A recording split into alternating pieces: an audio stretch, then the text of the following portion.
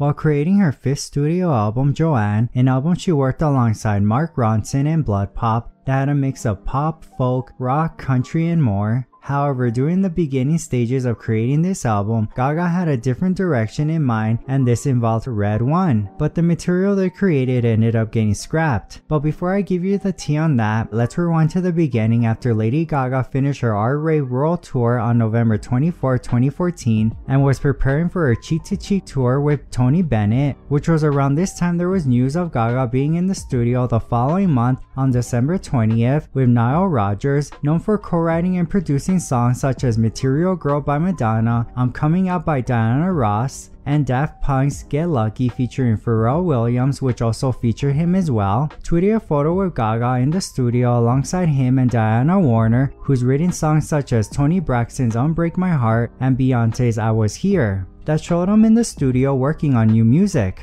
Then the next year in 2025, while Gaga and Tony were currently touring, on January 15, Lady Gaga posted a photo of her and Red One on Instagram, which fans got excited to see them together in the studio since Red One had been a longtime producer for Gaga since the Fame era, and he's also been a part of some of her biggest hits such as Bad Romance, Poker Face, Just Dance, and more. In the next few days, more photos of both of them in the studio were shared, gradually increasing the hype around LG5 among fans, and on January 26, Italian composer and music producer Giorgio Moroder got interviewed by Pop Justice, revealing he was going to work with Lady Gaga on new music, saying, I was supposed to be in the studio with her a week ago, but I got a cold. I'll see her when I'm back. I have about 5 or 6 tracks, just basic ideas, drums, keyboard, bass. I'm going to be surprised, I think. I don't have a clue about the way she's recording. Will she play the piano? Will I? This is for her new album, that's the intention. I was hoping that maybe I can convince her to have one of the songs for my album. If I could convince her, well, that would be incredible.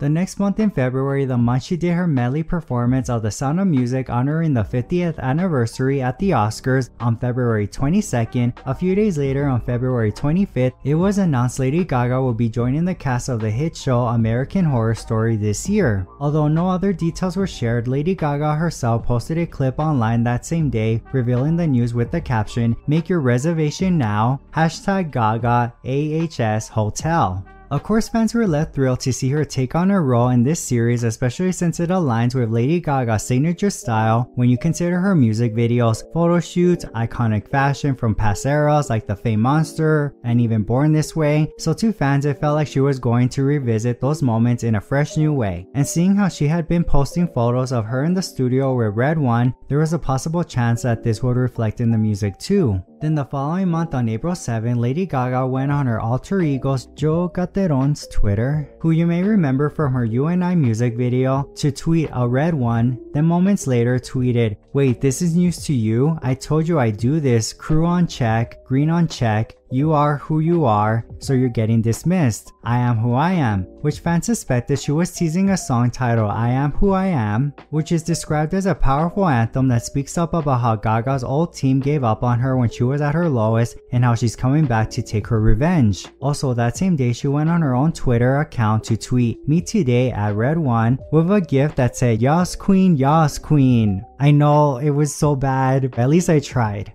Several months later, on August 1st, as she was wrapping up the Cheek to Cheek tour, and now knowing that Gaga was going to be on the 5th season of American Horror Story and her working on a new album, it seemed she was getting ready to put a lot more time into the new music, because a few days later, she posted a photo of her on Instagram with the caption LG5 time. Additionally, in August, she was on the cover of Entertainment Weekly, released for the week of August 26, dressed as her character the Countess in American Horror Story Hotel, and in the magazine she also did an interview talking about her role and even talked about returning to her darker style in a way by saying, "I just been weeping while I'm here because I have returned to something I believed in so much, which is the art of darkness. It's not something that everyone understands, but for the people that do, Horror Story fans, my fans, there is a true connection between us, and it's a language within itself." After the interview was out, fans suspected this meant the new album will have remnants of The Fame Monster based on her response. Then the following month, on September 22nd, she posted 3 new photos, one of her with Red One in the studio with the caption, "We wear our sunglasses at night, #LG5, and the other with a video of an electric guitar being played with no sound in the clip, and the third being sound waves of the song they were working on. A few days later, on September 28th, Elton John gave an interview to radio show Beats One where he revealed he had heard some of Lady Gaga's new album. No details were said, but he did say it was fantastic. The next month, on October 2nd, a new Lady Gaga song was released on a new commercial for designer Tom Ford's Spring/Summer 2016 range, which Lady Gaga also made an appearance in the video alongside the models, and the song was a cover of I Want Your Love by Chic, which was only for this campaign and had no connection to the new album. As the month continued, she did promo for American Horror Story, and towards almost the end of the month, in an interview, Tony Bennett revealed he was doing a new jazz album with Lady Gaga. As for the following month, on November, according to Gaga Daily user Guess Anisco, which some fans were able to record some parts of a song called Walking on My Own, but Daphne Guinness, a close friend of Gaga, said the song was actually called Blood and that it was a ballad. Then on November 23rd/24th, there was news of Gaga being in London's recording studio with Mark Ronson, and as we know, Mark Ronson was one of the main producers of Joanne, so it's possible this was around the time the album was sonically gonna start to change maybe. And the reason I say maybe is because the next month, on December 3rd, Gaga was on the cover of Billboard's magazine in celebrating her being chosen as Billboard's Woman of the Year. She also did an interview with Billboard, and in this interview, she mentioned about wanting to create something extremely meaningful by exploring the art of darkness, putting all of her rage into that dark art, which is why she wanted to do American Horror Story. And around this time, there was also rumors Lady Gaga recorded a song called Vampire for the album, which according to Gaga Daily user Guess Anisco, apparently the song was produced by Red One, and Gaga teased it through Instagram a couple of times, and one of those times being on December 20th, in a post of her with the caption having "Beware of vampires," along with saying, "The blood you choose to suck, choose wisely. It may fill your pores from the inside out with a wicked poison unknown to you. Perhaps you took a bite of flesh you can't handle. Perhaps I am also a vampire or a new creature undead you have yet to meet." And then there's the other Instagram post of her wearing a t-shirt that said "Vampire Blood, 39 cents."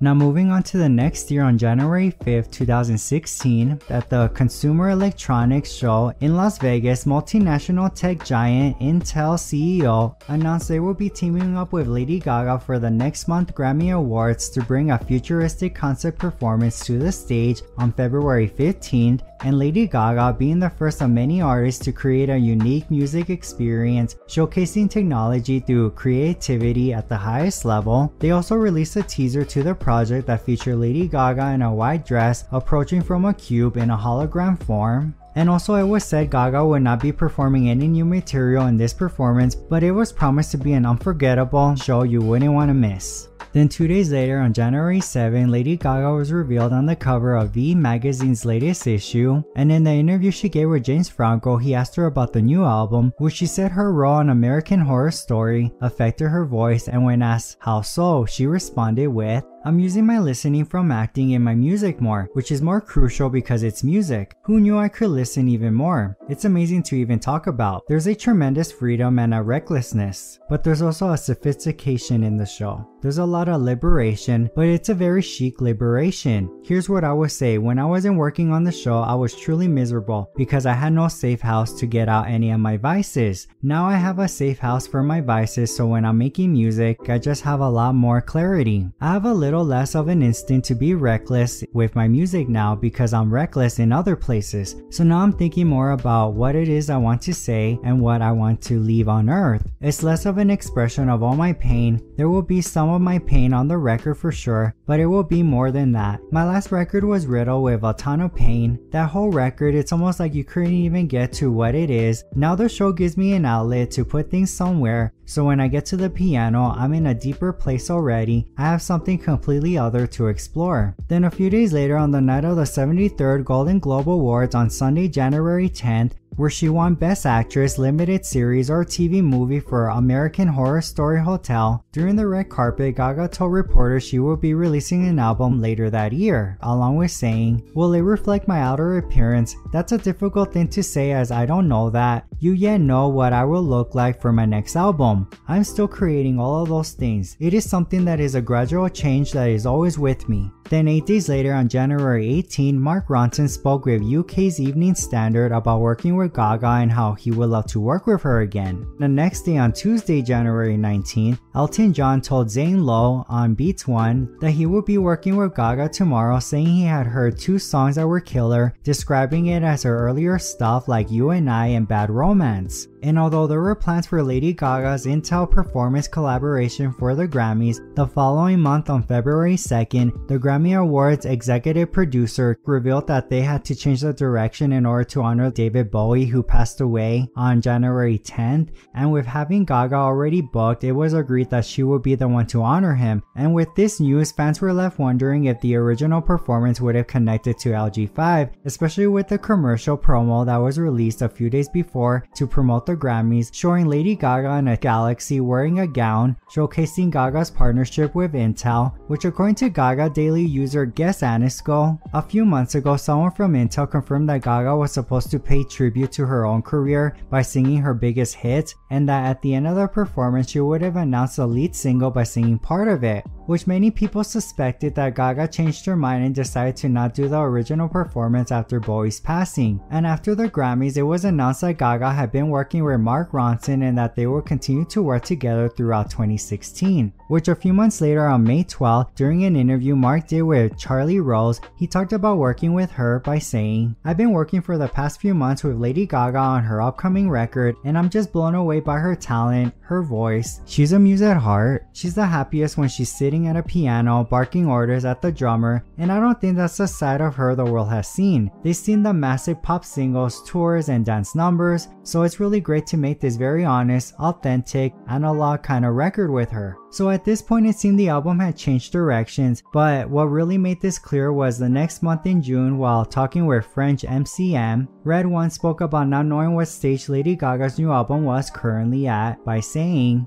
"I don't know where she is musically or mentally right now. We tried to recreate the magic together in the studio, and I think we have some amazing songs. But then again, she's very busy. At some point one of the songs was going to be the first single, but then it changed. I don't know what happened." And later on July 7th, Red One got interviewed by People where he spoke about 8 tracks he did with Gaga, describing them as incredible, that were a mix of futuristic and classic music, similar to Gaga's earlier stuff, and though he wasn't sure if they would end up on her new album, he did say it was her decision, and whatever she decided to do, he will be happy with it, and that she's an amazing artist. But not all were scrapped. Angel Down, one of the songs Red One did with Gaga, did make it on Joanne, which Red One even posted a throwback photo with him and Gaga of the session where they wrote it. Now going back to the tea that I promised in the beginning of the video, we'll fast forward to November 6, 2017. Many fans confirmed that Gaga had sang the chorus to a song called Frankenstein that originally was gonna be on Gaga's 5th studio album produced by Red One. It was also said it might be called Frankenstein, which according to Gaga Daily user Justin, it was a song about putting your pieces back together. And also back in October 21st, 2016, a Gaga Daily user talked about this song. And thanks to Lady Gaga Now Net on Twitter, one of the accounts I found where they uploaded Instagram stories on February 2020 of Red One being asked to describe Frankenstein. تابعوا لك بعثوا لي عم بيسألوا عن أغنية فرانكنستاين مع ليدي غاغا. شو السكوب اللي فيك تخبروني؟ يعني أغنية incredible honestly, next level. ولكن ما we didn't really more see next it level than fame بال 2008. It's almost like an addition to it for sure. Yeah, it's another. There's your sneak peek. Well, let's see if it comes out or not. Yeah, let's see. Thank you. So when I searched more about this song, I did find a demo that was uploaded on May 17, 2020, but turns out it was just fan-made by singer-songwriter Nico Collins. And I also found on Wiki Lady Gaga more songs that were gonna be on the original album. And since this is Wiki Lady Gaga, it may not be 100% correct, but I thought I'd share it since it seems this was more information they were giving about the album. Also, I added other songs from comments people shared on Daily Gaga that were mentioned, so I may have missed some, but I just decided to add them to the list. So besides already knowing Frankenstein, I Am Who I Am, Blood, Vampire, and Sinner's Prayer, which I'm guessing this is the same one that was released on Joanne, there was also Room in My Heart with Elton John, Diamond Ring, which I wonder if maybe that's the demo to Diamond Heart that was on Joanne, Fire, which spelled fire, Blood Vampire, maybe originally this was one song only, and I guess there was like this mix up of her having a song of Vampire and Blood, but maybe it was actually just one song together. Chaos Angel, which according to Gaga Wiki on May 2016, Gaga used the hashtag Chaos Angel several times on Instagram, including during a motorcycle ride with the cast of the series Chicago Fire, or for simple selfies, and from this there was speculation about this maybe being the name of this album. She also posted what looked like to be lyrics as well. And that same month when she met Mark Ronson at the Met Gala after party, which is when the song was scrapped. Driving in Circles, another I think could be a demo that later became Dancing in Circles, Wicked Ways, and Funk That Punk. And now going back to November 6, 2017, when fans confirmed that she sang the chorus to Frankenstein backstage on the Joanne World Tour. According to Wiki Gaga, it was also mentioned about a planned EP, which Gaga on that same day asked fans if they would like her to unveil a B-side of the album Joanne, with dark and pop songs, different theme from Joanne, and this B-side should have been released as an EP with unreleased tracks abandoned in 2016 following the release of Joanne. And when I searched about this EP, I found a user on Gaga Daily who posted this on January 24, 2018, which they said back in 2017 while Gaga started Frankenstein. They confirmed it in a thread on this site, but because it didn't happen while others did believe them, there were some people that dragged them after Gaga's team decided to do something differently. At least that's what they're saying. But now they wanted to share this info about this EP. And again, I'm not sure if this is true or not, but since I did find this, I thought I'd share it. So according to them, Frankenstein was intended as a promo single along with the European leg of the Joanne World Tour, which Lady Gaga was about to release this B-side, and the tracklist that would have been for the EP include Frankenstein, Joanne, Where Do You Think You're Going, piano version, which she did release in 2018, a Dancing in Circles remix, and A Million Reasons work tape version. They also added, as all of you know, we never got a B-side release, but we got the piano version of Joanne along with a video,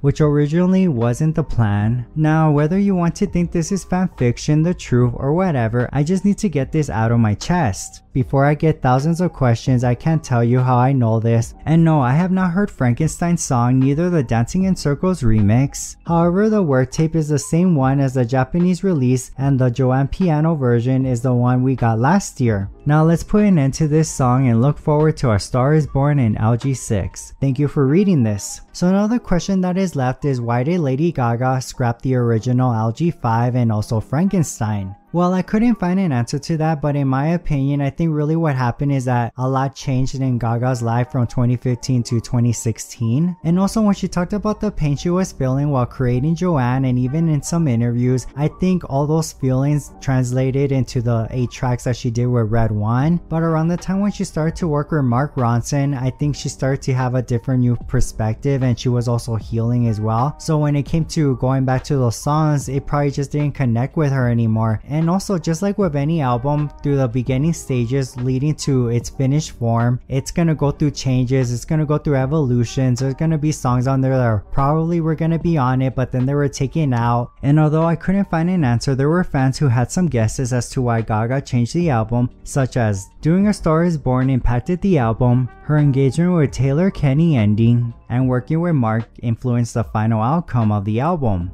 And of course, I would have loved to hear those 8 tracks, especially Frankenstein, when he described that it was like an addition to The Fame. And The Fame was an incredible album, and when Elton John talked about like You and I and even Bad Romance, it just gets me more curious of what could have been. And who knows, maybe she'll release those songs on another album, or maybe on an anniversary of Joanne. But I can understand, especially now knowing what I know from looking through this, why she didn't add those, because there were more pop songs where when you hear Joanne, it had like a mix of folk and country and pop. Like pop was still in there, but it wasn't like her earlier stuff. And I did like Joanne. Sure, there were songs on there that took a while to grow on me, but I can't imagine that album taking another form than what we got. So what are your thoughts about Gaga changing the direction to Joanne? And if there was a chance for Lady Gaga to release those 8 tracks, or at least that EP, would you have liked to hear them? You could share it down below in the comments. I also wanted to give a shout out to Left or Me High 9637 for requesting this video. And if you're interested, I did do a video about Lady Gaga's Perfect Illusion song, which you can watch right here. If you did enjoy this video, don't forget to leave a like and also subscribe if you haven't already. Thank you so much for watching, and I'll see you later.